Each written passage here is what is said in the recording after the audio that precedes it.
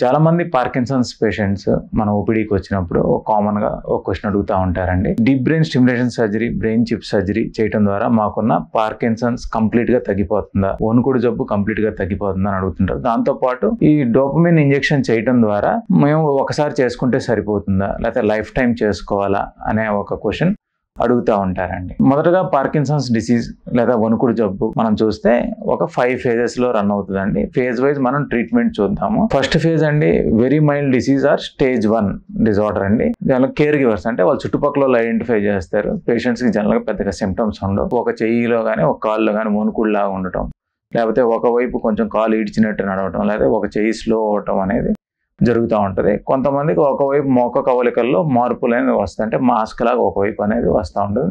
ఇది very mild disease. దీనికి మాత్రం కొంతమందిలో మనం జస్ట్ ఎక్సర్సైజ్, డైట్ మోడిఫికేషన్ చేయడం ద్వారా చాలా మటుకు రిలీఫ్ వస్తుంది. కొంతమందికి డిసేబిలిటీ ఎక్కువ ఉంటే మాత్రం మైల్డ్గా మెడికేషన్ ఇవ్వడం ద్వారా వాళ్ళ లైఫ్ స్టైల్ నార్మల్ అవుతుంది. ఇంకోటి అంటే స్టేజ్ 2. ఇది రెండు వైపులా వస్తుంది. ఇదివరకు ఒకవైపు ఉంటుంది కదా, ఇప్పుడు రెండు వైపులా చేతులు వణకటం కానీ మనిషి నిదానం అయిపోవటం కానీ జరుగుతూ ఉంటుంది. రెండు చేతులు కాళ్ళు కూడా బిగుతయ్యే అవకాశం ఉంటుంది. వీళ్ళకి జనరల్గా నడిచేటప్పుడు తూలు కానీ ఇట్లాంటివి ఏమీ ఉండవు. ఇది స్టేజ్ 2 డిజార్డర్. వీళ్ళు కూడా ఎక్సర్సైజ్ చేయడం, మెడికేషన్ టైట్రేట్ చేయడం ద్వారా వాళ్ళ లైఫ్ స్టైల్ నార్మల్గా ఉంటుందండి. వీళ్ళకి ఎటువంటి సర్జరీలు కానీ ఏమీ అవసరం ఉండవు. స్టేజ్ 3 పార్కిన్సన్స్ డిసీజ్ అండి. ఇది రెండు వైపులా డిసీజ్ స్ప్రెడ్ అయ్యేట కాకుండా మనిషి నడిచేటప్పుడు నడకలో కొన్ని మార్పులు అనేది గమనించవచ్చు. స్లో అయిపోతూ ఉంటుంది. మనిషి బెడ్ మీద దొల్లినప్పుడు కూడా కొంచెం అటు ఇటు తిరగటం అనేది కష్టం అవుతూ ఉంటుంది. అంటే చేతులతో కాళ్ళతో పాటు ట్రంక్ పార్ట్ కూడా ఇన్వాల్వ్ అయితే మనం స్టేజ్ 3 డిజార్డర్ కింద మనం ఐడెంటిఫై చేయాలి.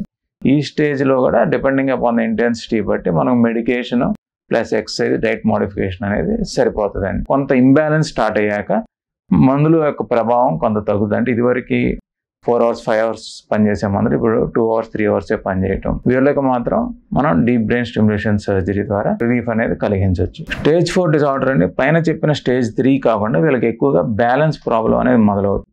అంటే నుంచుంటే పడిపోరు కానీ నడుస్తుంటే ఏదో పరిగెట్టి ముందరికి వెళ్ళినట్టు అలాగ అనిపిస్తూ ఉంటుంది.